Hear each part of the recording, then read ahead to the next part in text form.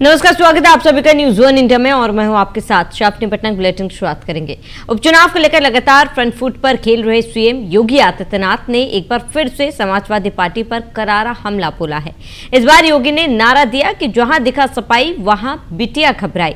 अभी तक बटेंगे तो कटेंगे की काट तलाशने में विपक्ष के पसीने छूट रहे थे कि ऐसे में महिला सुरक्षा के बहाने सीएम योगी का नया हमला यकीनन समाजवादी पार्टी के नेताओं को तिलमिलाने पर मजबूर करने वाला है। सवाल उठता है कि सीएम योगी के तीखे हमलों से आखिर कैसे निपटेगी समाजवादी पार्टी और महिला सुरक्षा को लेकर जो कमजोर नस सीएम योगी ने दबा दी है उसका काउंटर कर पाएंगे अखिलेश। इस मुद्दे पर बात होगी, लेकिन उससे पहले ये रिपोर्ट देखिए। बटेंगे तो कटेंगे के बाद सीएम योगी का नया प्रहार, महिला सुरक्षा के बहाने सपा के चरित्र पर पलटवार। अयोध्या का मोहित खान और कन्नौज का नवाब सिंह यादव, दोनों में दो चीजें कॉमन है। पहली, दोनों नाबालिग के साथ यौन शोषण के आरोपी है और दोनों ही समाजवादी पार्टी से जुड़े रहे हैं।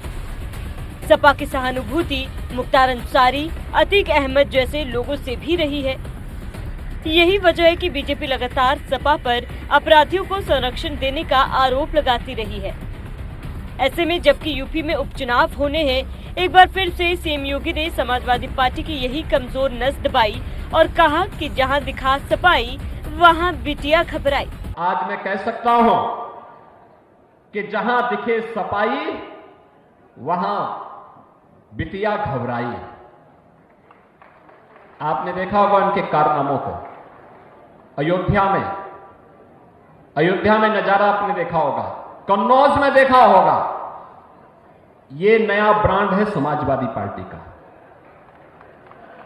ये नया ब्रांड है इनका। इनको लोग लाज नहीं, ये आस्था के साथ खिलवाड़ करने वाले लोग हैं। बेटी और बहन की सुरक्षा में सेंध लगाने वाले लोग हैं। इससे पहले सीएम योगी ने हरियाणा चुनाव के दौरान बटेंगे तो कटेंगे का नारा भी दिया था, जिसका नतीजा रहा कि हरियाणा की हारी हुई बाजी बीजेपी ने शानदार तरीके से अपने नाम कर ली। हरियाणा के नतीजों के बाद अखिलेश यादव थोड़ा घबराए हुए हैं, क्योंकि अगर उनके पीडीए में से दलित छिटक गया तो उनके लिए लोकसभा चुनाव जैसा करिश्मा कर पाना मुश्किल हो जाएगा। यही वजह है कि अखिलेश जहां पीडीए की रट लगाते हुए लगातार पोस्टर वॉर कर रहे हैं, वहीं योगी हिंदुत्व के एजेंडे को फिर से धार देने में जुटे हैं। ये समाजवादी पार्टी पूरी तरह एक्सपोज हो चुकी है। पहले तो सपा और कांग्रेस में एक प्रकार का तलाक सा हो गया है, दोनों ने छोड़ दिया है। दोनों में फिर से वही खटपट शुरू हो गई है, क्योंकि लोकसभा चुनाव में इन्होंने आपके बीच में कहा था खटाखट खटाखट। एक खटाखट का लाभ मिला क्या किसी को? मिला क्या इनके खटाखट का लाभ? बहनों और भाइयों, अब दोनों में खटपट शुरू हो गई। अपराधी और दागी छवि वाले नेताओं की सपा से नजदीकी किसी से छिपी नहीं है।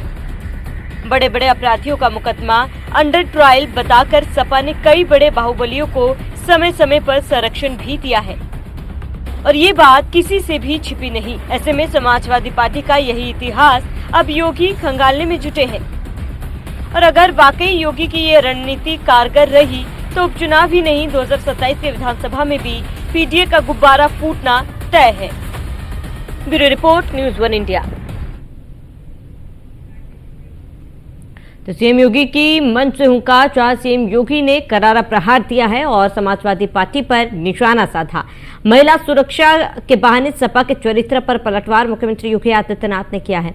उन्होंने जहां पिछली बार बटेंगे तो कटेंगे का नारा दिया था, जिसके बाद लगातार पोस्टर वॉर जारी था और अब एक नए नारे के साथ मुख्यमंत्री योगी आदित्यनाथ पहुंचे थे, जहां पर उन्होंने कहा जहां दिखे सपाई वहां बिटिया घबराई। और ऐसे में इस तंज से उन्होंने तंज कसा है समाजवादी पार्टी पर और उन्होंने साफ तौर पर समाजवादी पार्टी पर करारा प्रहार किया है। जहां दिखे सपाई वहां बिटिया घबराई का नारा मुख्यमंत्री योगी आदित्यनाथ ने दिया है। अब देखना महत्वपूर्ण होगा कि समाजवादी पार्टी इसके साथ कौन सा काट निकालकर सामने आती है। तो सीएम योगी की मंच से फिर एक बार हुंकार भरी है, क्योंकि उपचुनाव में बेहद ही कम समय बाकी है। उपचुनाव को लेकर सभी पार्टियां अपनी अपनी तैयारियों में है और इसी बीच मुख्यमंत्री योगी आदित्यनाथ का नया नारा समाजवादी पार्टी पर हमला बोलते हुए मुख्यमंत्री योगी आदित्यनाथ ने कहा कि जहां दिखे सिपाही वहां बिटिया घबराई।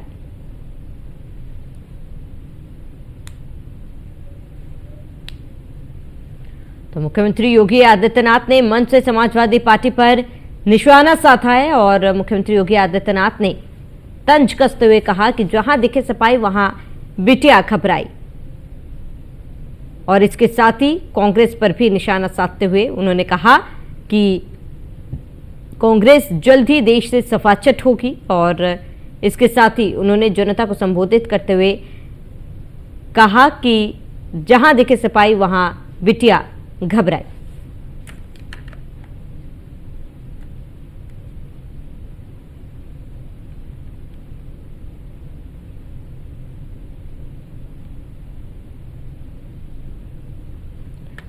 तो सीएम योगी की मंच से हुंकार और सीएम योगी आदित्यनाथ ने हुंकार भरी है। सपा और कांग्रेस पर निशाना साधा मुख्यमंत्री योगी आदित्यनाथ ने। निशाना साधते हुए मुख्यमंत्री योगी आदित्यनाथ ने कहा कि जहां दिखे सपाई वहां बिटिया घबराई। और क्योंकि उपचुनाव में बेहद कम समय बाकी है, ऐसे में सभी पार्टियां पूरे दमखम के साथ मैदान में उतरे। और इसी बीच इस तरीके का बयान मुख्यमंत्री योगी आदित्यनाथ का, जहां लगातार काट लेकर तो निकल रहे हैं लोग, लेकिन अब इस बात का काट कैसे लेकर आएंगे मुख्यमंत्री।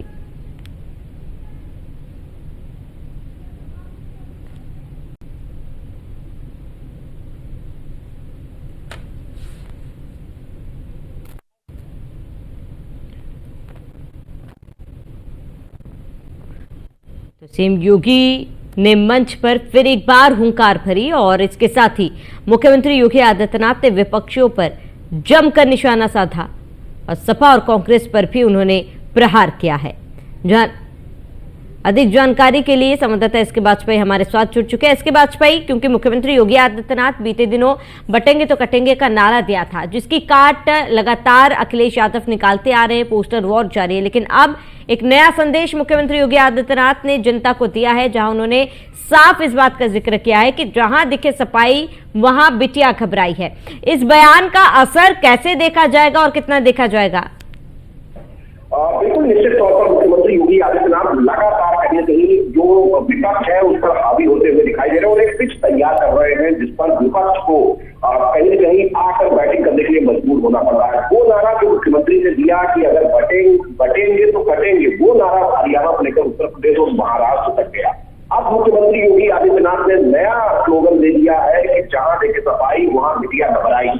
तो कहीं न कहीं ये नारा ये बताने के लिए है कि किस तरीके से समाजवादी पार्टी सरकार के दौरान उत्तर प्रदेश में जो अपराध होते थे और जिस तरीके से जो लगातार रेप या दूसरे जो महिला उत्पीड़न के मामले थे उन मामलों में बढ़ोतरी होती थी।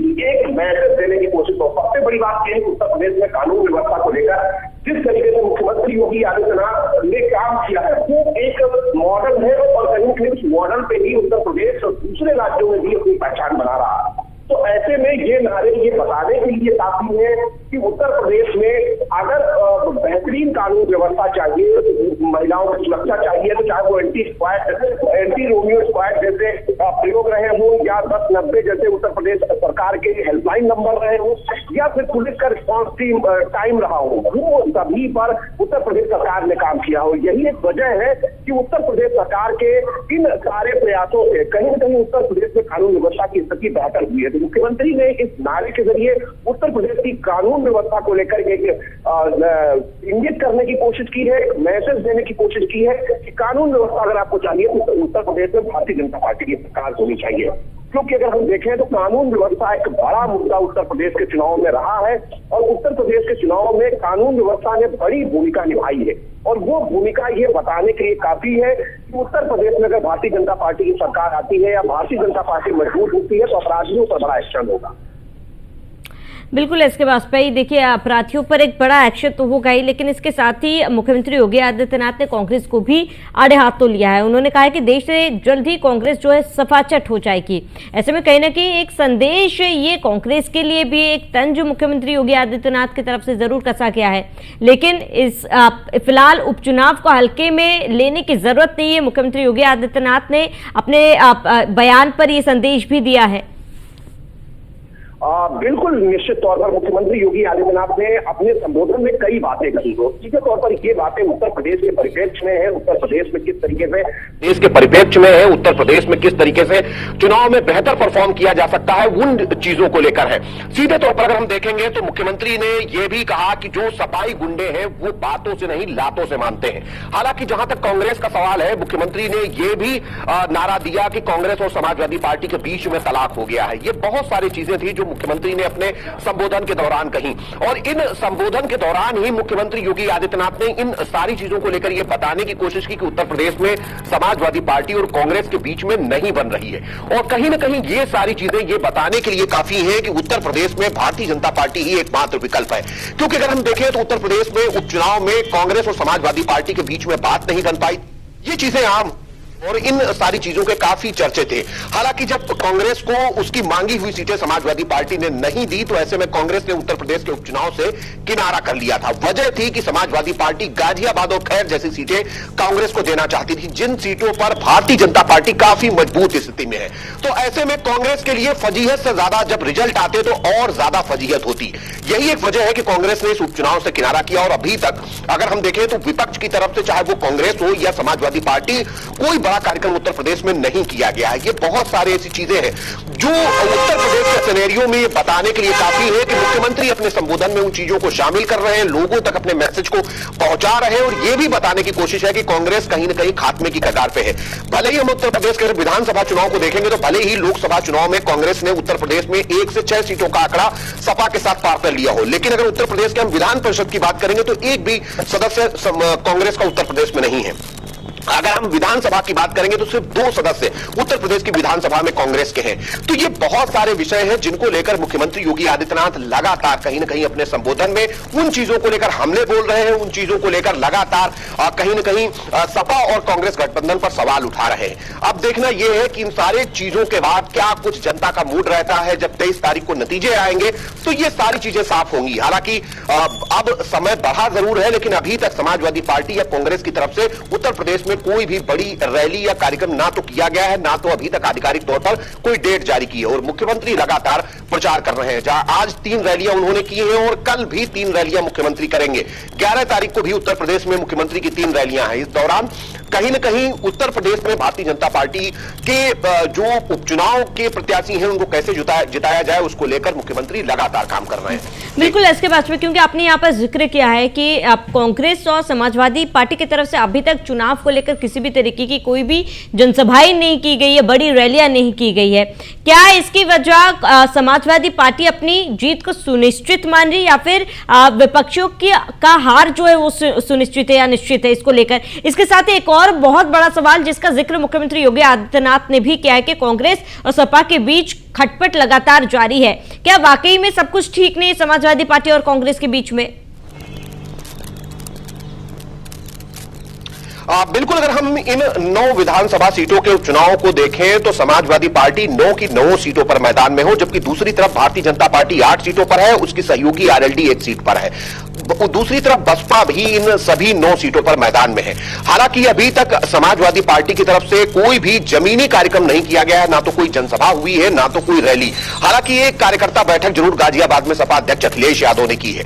उसके अलावा जो उनकी परंपरागत या हम कहें गढ़ की सीट है मैनपुरी की करहल, वहां पर जरूर समाजवादी पार्टी के सैफई परिवार के लोग लगातार नजर आ रहे हैं। लेकिन बाकी के अगर हम 8 सीटों को देखेंगे तो वहां पर समाजवादी पार्टी की तरफ से कोई बड़े कार्यक्रम नहीं हुए हैं। उत्तर प्रदेश में कांग्रेस और सपा के बीच में सब चीजें चीजें सही नहीं चल रही हैं, क्योंकि ये उस समय भी साफ हो गया था जब कांग्रेस ने इस उपचुनाव से किनारा कर लिया था, क्योंकि जो सीटें वो चाहती थी वो समाजवादी पार्टी ने देने से मना कर दिया था। हालांकि इसके ऑप्शन में समाजवादी पार्टी की तरफ से सपा अध्यक्ष अखिलेश यादव लगातार ट्विटर पर हमले बोल रहे हैं, लगातार सोशल मीडिया के अलग अलग प्लेटफॉर्म्स का वो यूज कर रहे हैं। उसके अलावा अगर हम देखें तो लगातार समाजवादी पार्टी कार्यालय के बाहर पोस्टर्स लगाए जा रहे हैं और उन पोस्टर्स पर मुख्यमंत्री के जो बयान है कहीं ना कहीं उनको काउंटर करने की कोशिश हो रही है। सीधे तौर पर बीजेपी रणनीति के लिए जानी जाती है और मुख्यमंत्री लगातार रणनीति सेट कर रहे हैं। जिस तरीके के नारे मुख्यमंत्री की तरफ से दिए जा रहे हैं वो कहीं ना कहीं बड़ा मैसेज दे रहे हैं और सपा को मैदान में आकर उनके जवाब देने के लिए मजबूर होना पड़ रहा है। तो सीधे तौर पर भारतीय जनता पार्टी लगातार नैरेटिव सेट कर रही है। उस नैरेटिव को झुठलाने के लिए लगातार समाजवादी पार्टी की तरफ से सोशल मीडिया से लेकर पोस्टर वार तक करना पड़ रहा है। हालांकि इसका फायदा कितना होगा ये आने वाला वक्त बताएगा, लेकिन ये जरूर है कि भारतीय जनता पार्टी की तैयारियां दूसरे विपक्षी दलों से काफी कुछ आगे चल रही हैं। बिल्कुल, इसके बाद आपका जुड़ने के लिए, तमाम जानकारी के लिए बहुत बहुत शुक्रिया।